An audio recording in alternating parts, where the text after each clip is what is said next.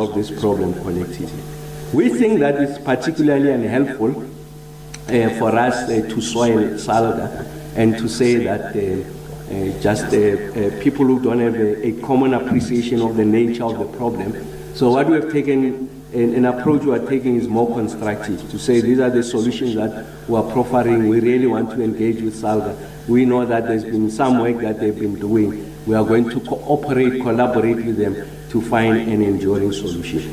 And then it must be rules-based on how we are going to do that, the pricing and the tariff framework. And this is where the role of NERSA is indispensable. I want to emphasize. NERSA is indispensable to the resolution of this question.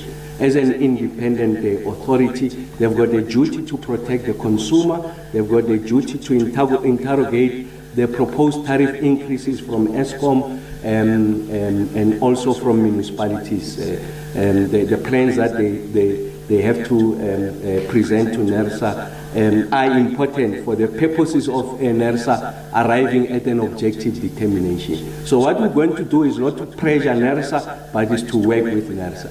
And also what's going to be particularly unhelpful is for other actors to think that they can carve out a space for themselves to provide for the more affluent areas at the exclusion of poor areas. So that indiscipline will not be allowed. So it's important that we are able to determine the parameters, the exuberance and enthusiasm of other non-state actors to play in that space, I think must be arrested, so that we allow NERSA an opportunity to define that framework. It is important that I make this point because a lot of people at home might not have this appreciation. Municipalities use the principle of cross-subsidization for them to be able to discharge and prosecute their responsibility. So all over the world, it's not a South African phenomenon. You are going to find that in the pricing arrangement of electricity, the rich are subsidizing the poor.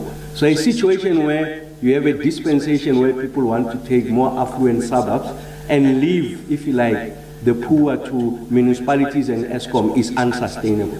And that's why we are going to insist on that NERSA framework, and myself and the DM are committed to that. Find a framework that takes care of the interest of the poor, the marginalized, so that we don't deny them access to electricity. Protect the interest also of the affluent, because we can't get to a situation where the pricing structure is such that it becomes unaffordable over time. But also protect industry so that they become more competitive, or they don't become competitive as a result of the pricing structure. And that's a situation that we are seeing, and that's going to undermine the growth of the South African economy. So I want to say to the viewers at home, industry and everyone, the poor who have been experiencing this load reduction, we will work with the municipalities. We know what you are going through, and it is our collective intention to resolve this question.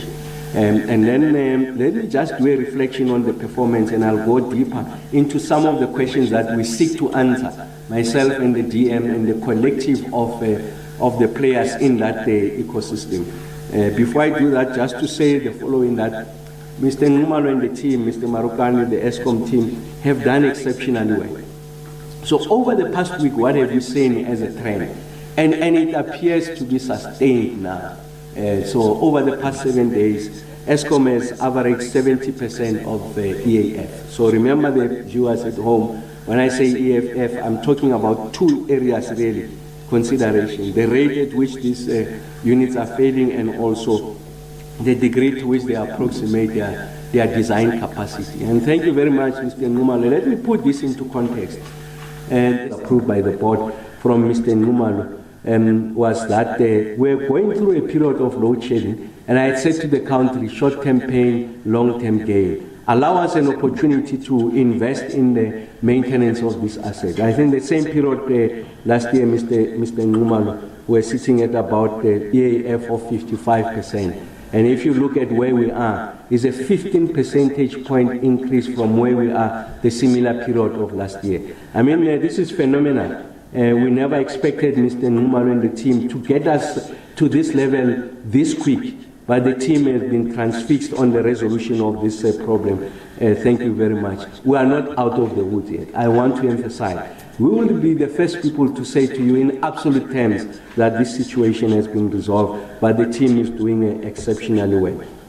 And of course, on the 23rd of July was a day to celebrate. To celebrate because for the first time, I think since 2018, we had the availability of 35,000 megawatts plus. And this, the last time we had seen these numbers was on about 6 years ago, the 16th of July, 2018. This is phenomenal.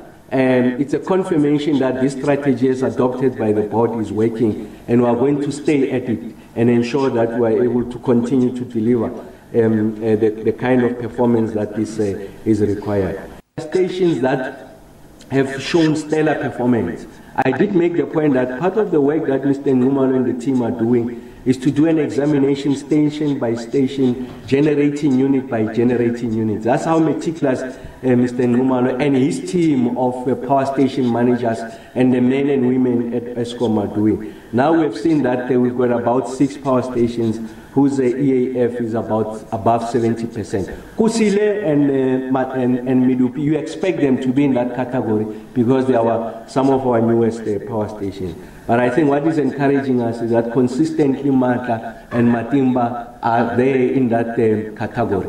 And I want to say to you that there is an intra-station competition which is very healthy for purposes of driving this EAF. So the station managers themselves, very exemplary in how amongst themselves they share experiences, because your Mata, your Matimba station managers will exchange notes, if you like, with other station managers on how best to achieve this kind of performance, of course, led by Mr. Ngumalo. So thank you very much, Becky, for the excellent work that you are doing, my brother. It can be overemphasized, and thank you very much. And then there's an additional 4 power stations whose EAF is above 60%. Of course, Letabo is in there. They'll be very upset with me if I don't mention them. I want to speak up Grootfontein for special mention. It's one of the oldest power stations, I think close to 50 years or so. So what the Grootfontein shows to us is that there's no relationship between age and performance.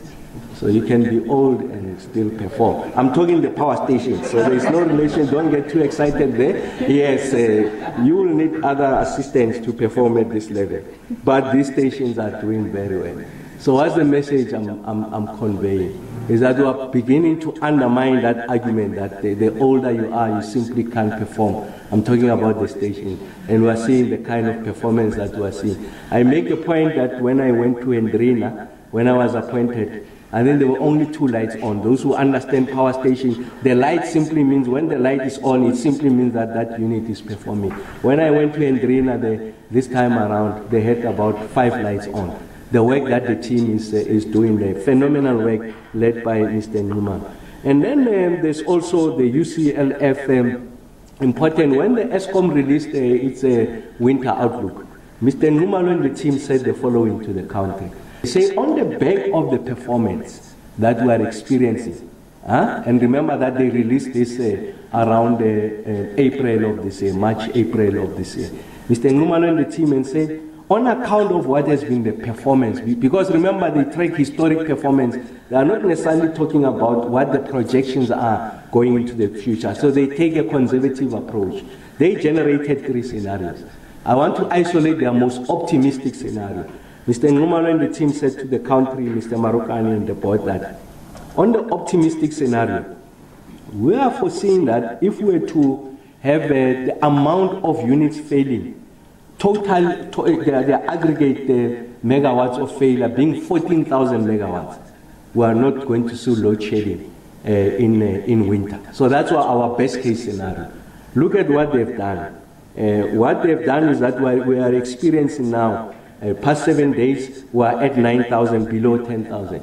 So we are 4,000 better, at least on account of the past 7 days. 4,000 better than even our most optimistic case.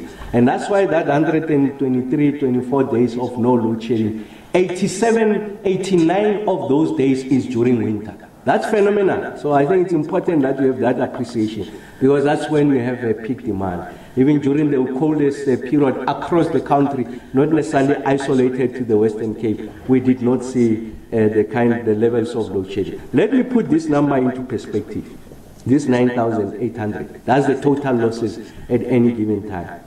When I stood before you, same period last year, the total losses were sitting at 16,400 megawatts. So what the team has done, they found an additional 7,000 megawatts. So by any measure, that's phenomenal.